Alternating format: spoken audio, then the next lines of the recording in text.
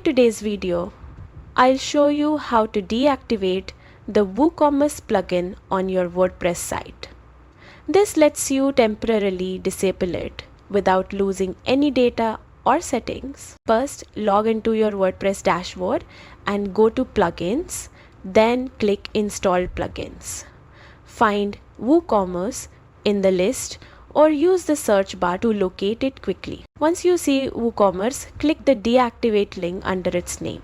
This immediately pauses the plugin, but all your products, settings and configurations remain intact. To confirm, check the plugins list again.